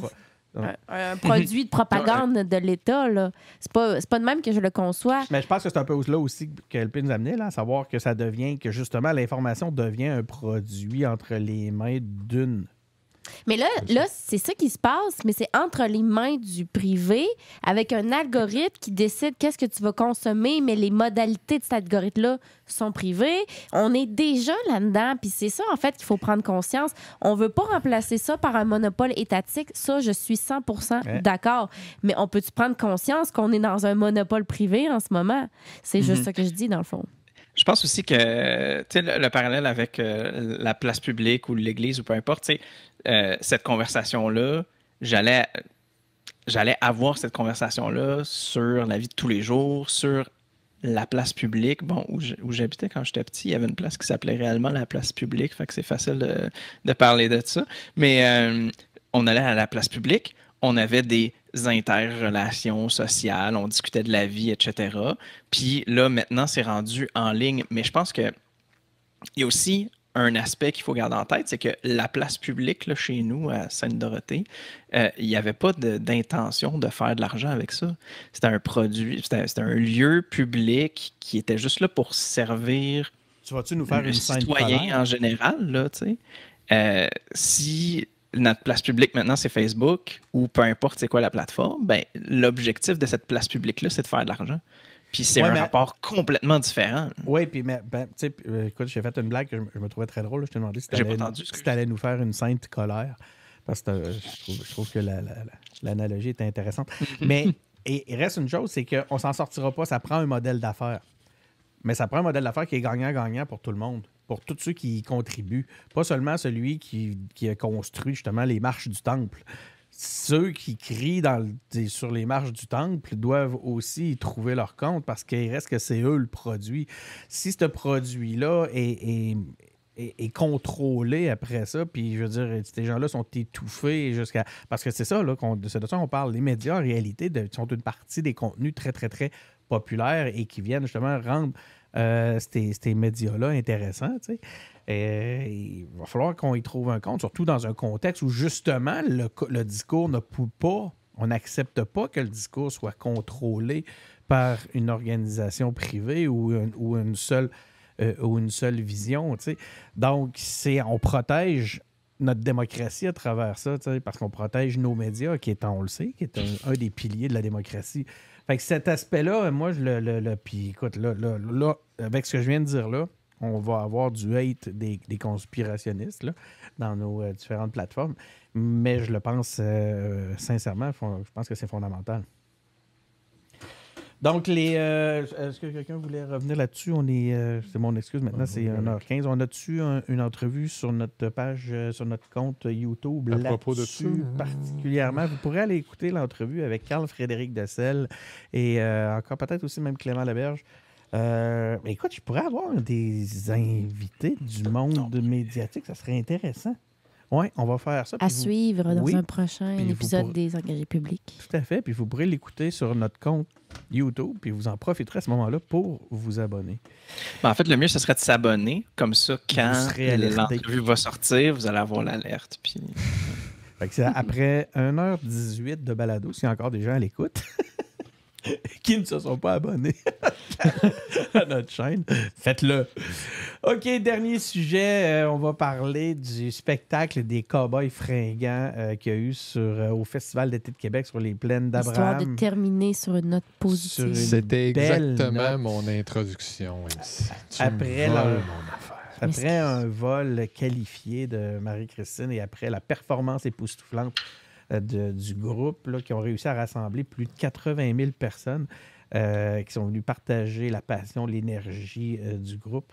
Ils ont même réussi à faire verser quelques larmes à Benoît Tardy. Puis ça, mais c'est pas peu de choses. Benoît, on t'écoute, c'est ton sujet. Ben, c'est ça. Moi, je voulais, justement, on parle tout le temps d'affaires qui sont pas toujours drôles. Là, j'avais envie qu'on parle de quelque chose de, somme toute, positif. C'est pas drôle dans son ensemble. Là. Je vous raconterai pas tout le profil du chanteur, etc. Vous chercherez sur YouTube, vous chercherez sur notre chaîne YouTube, vous chercherez sur Google, vous allez savoir ce qui se passe.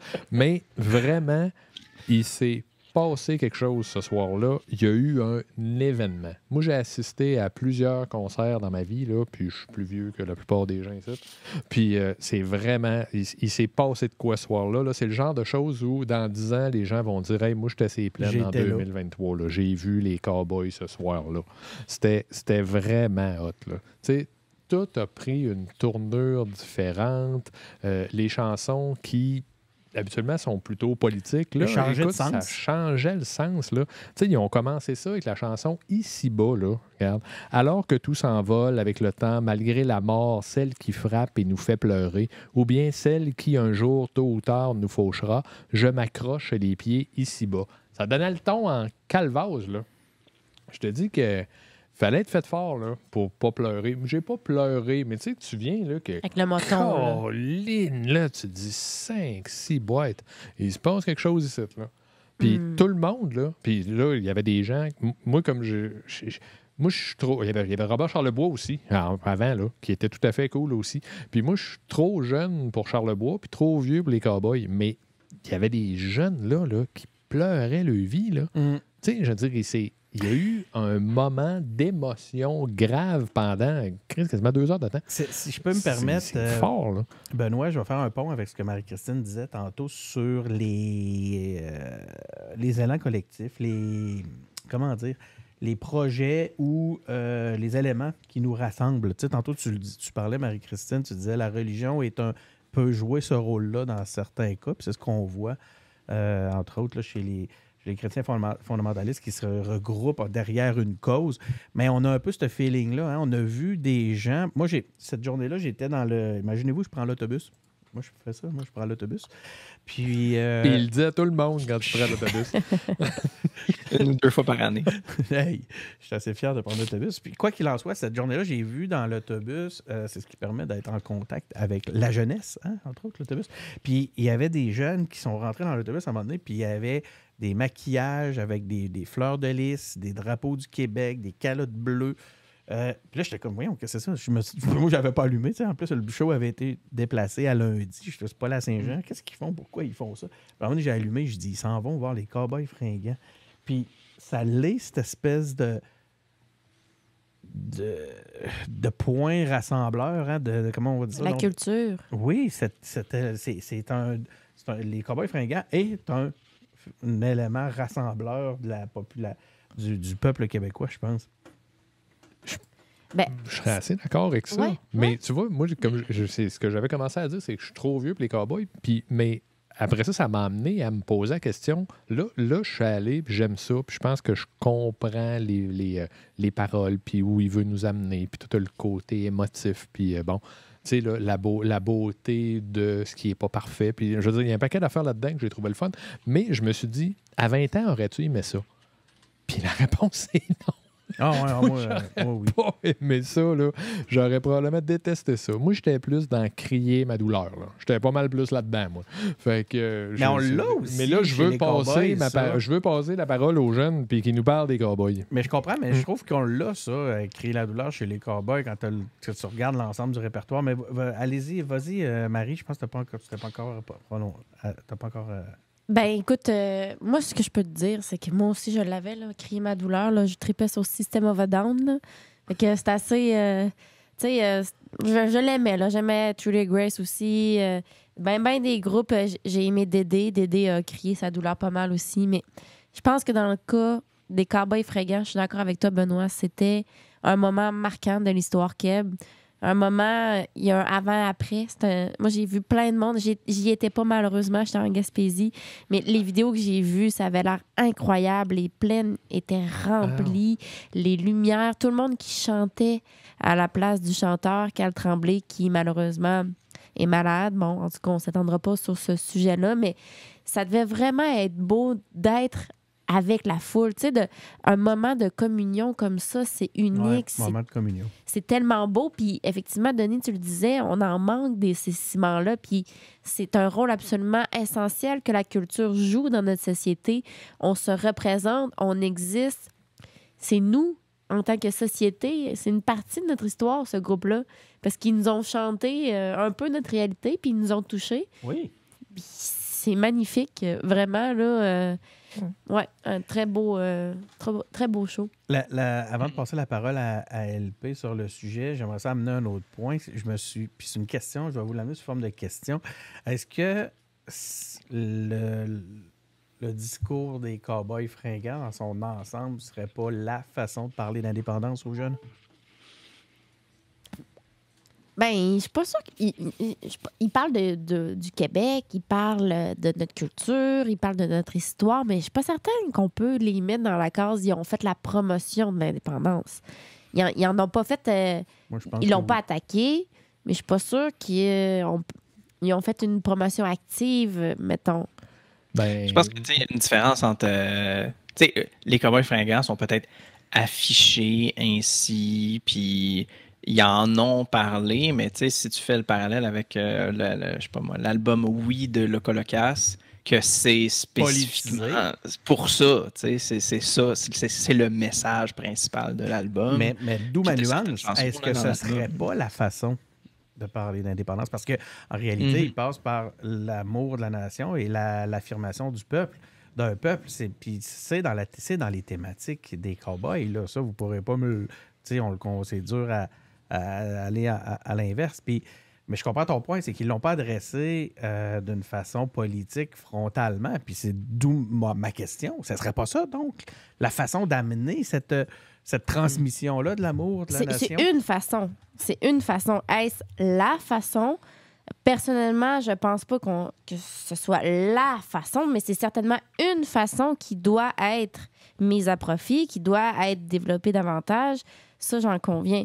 Mais moi, je pense qu'on peut aussi nommer les choses directement, que les locaux locales ont leur rôle à jouer qui est tout aussi important et qu'on doit multiplier les stratégies si on veut redonner le goût des grands projets fondateurs, parce que c'est ça, l'indépendance avant tout, c'est un grand projet fondateur. Redonner le goût des grands projets fondateurs. Puis ma question, je la mets en opposition à des discours qui sont un peu plus repoussants, ceux justement des petits oui, là, où on est constamment fâché, dans la rancœur. C'est vraiment en opposition. C'est que j'ai l'impression, puis tu sais, oui, c'est évident là, que tout ça travaille en synergie puis que c'est pas un seul discours qui doit remplacer tous les discours. Mon point est qu'on n'aurait pas plus intérêt à adopter un peu plus cette douceur-là et cette profondeur-là dans le cadre d'un amour qu'on veut transmettre à une autre génération que justement de le faire dans les récriminaiscences du passé. Puis je comprends. Puis tu as raison, puis sur différents aspects, tu as ça qui vient jouer qui vient avoir un effet sur une dimension. Ajoute à ça, après ça, les volets un peu plus cérébrales sur entre autres, qui adressent les points politiques, puis tout ça vient travailler ensemble. Où ce que je veux en venir, c'est qu'on entend souvent, il y a souvent des façons d'adresser l'indépendance qui sont mises de l'avant, qui semblent repoussantes parce que c'est des discours de gens fâchés, puis ça rebute. T'as pas... Fait que je me demande, je dis, crime, ça serait donc le fun que cette dynamique-là soit un peu plus adoptée. Tu sais.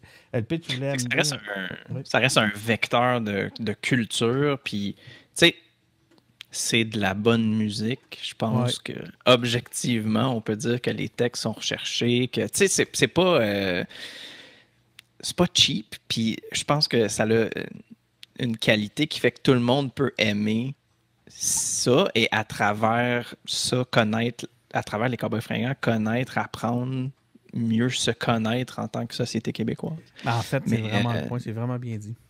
Mais tu sais, comme pour répondre à la question à Benoît, j'ai commencé à écouter les Cowboys Fringants, probablement parce que ça jouait. Quand j'ai commencé à écouter de la musique, là, c'est genre j'écoutais Cool FM là, juste avant de commencer le secondaire. Puis je pense que l'album Break Syndical est sorti quand j'avais 12-13 ans. Puis on l'a acheté direct, puis on mettait ça dans les parties. T'sais. Fait que c'était vraiment central dans ma vie d'adolescent depuis le début. Puis chanter en berne avec tous mes amis, c'était quelque chose qu'on faisait de façon quotidienne ou hebdomadaire. Fait que je dirais que oui, ça a toujours été dans ma vie, puis ça a toujours été important dans ma vie d'avoir cette réalité-là, puis cette transmission de culture-là. Puis ça fait quand même plusieurs années, justement, là, depuis 2000, je sais pas, le début des années 2000 ou la fin des années 90, que les Cowboys Fringants sortent des tunes. Fait que ça a quand même suivi toute une génération, puis la société québécoise en général depuis, c'est quoi, 25 ans quasiment maintenant. Fait que je pense que oui, à ta question, ma génération est profondément marquée par les Cowboys Fringants. On l'a vu sur les plans. C'est pas juste une coupe de tunes, c'est pas juste en y réfléchissant plus après. C'est autant que si j'avais écouté une autre, je sais pas, peu importe la tune la plus populaire qui passait à la radio, ben, ça se pouvait très bien que ce soit les Cowboys Fringants. Puis... Cela dit, très bel hommage que tu viens de faire, LP, c'était beau de t'entendre. Pour les j'essaie de valeur qu'on n'ait plus aucun auditeur rendu à 1h30 de balado. C'était vraiment un beau propos. On va essayer de le mettre de l'avant dans les cut down. Ben voilà, écoute, c'était une façon y avait-tu un point important que quelqu'un aurait voulu amener avant qu'on quitte? Parce que sinon, je vais y aller des... Moi, j'ai un point absolument fondamental à mentionner ici. Puis j'espère que ça va être mis de l'avant dans le coupage. On est tous habillés pareil. On est tous en noir avec des lunettes. Donc voilà, l'uniforme des engagés publics a officiellement été déterminé. Jeans, t-shirt noir, lunettes. Donc, merci beaucoup d'avoir été à l'écoute. Hey, sais-tu quoi? J'ai envie de lancer un concours. Mais là, c'est pas le moment d'en parler parce que comme il n'y a plus d'auditeurs. Bacon de dinde. On donne du bacon de dinde parmi les abonnés de notre chaîne YouTube. Donc, si vous voulez gagner le sachet de bacon de dinde, il faut que vous soyez abonné. Non, mais c'est pour vrai. Je fais des blagues, là, mais parce que c'est vrai que c'était un beau moment, le moment du tirage du sachet de bacon de dinde, parce que oui, c'est arrivé, Marie-Christine. Oui, c'est ça. Je pense qu'il n'y a pas beaucoup de monde qui sont au courant. Il y a un épisode où on a fait tirer puis je suis allé le porter au gagnant. Mais non, c'est ça, c'est une façon d'en discuter un peu avec vous. On devrait faire ça, on devrait faire un concours.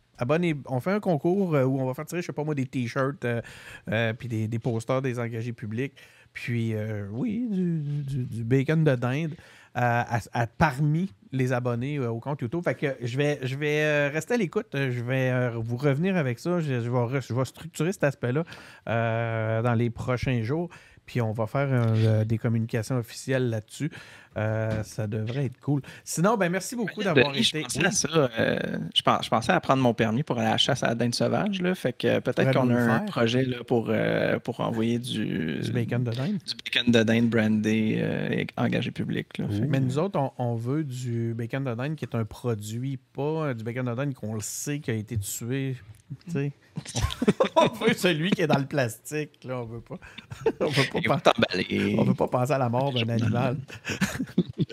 Non, écoutez, merci pour ta contribution, LP. Ça va être avec bonheur qu'on va accepter ton bacon de dinde. Merci tout le monde d'avoir été à l'écoute. C'est Denis Martel qui est au micro. J'étais en compagnie ce soir de Benoît Tardy. Merci beaucoup, Benoît, d'avoir été avec nous. Toujours un plaisir. Nous étions aussi en compagnie de Marie-Christine Lamontagne. Merci beaucoup, Marie-Christine, encore une fois. C'est le plaisir est pour moi. Et évidemment, avec LP, le chasseur de dinde sauvage. Pour fournir le bacon. Pour fournir le bacon et défendre son couch. pas l'oublier. Donc, merci d'avoir été à l'écoute pour ceux qui comprennent les mimes québécois. Pour ma part, c'est Denis Martel. Je suis content d'avoir été avec vous. Merci encore une fois d'avoir été à l'écoute. Vous pouvez nous écouter sur toutes les plateformes possibles et imaginables, mais surtout sur Benoît. YouTube. Voilà. Et on se retrouve pour un prochain épisode.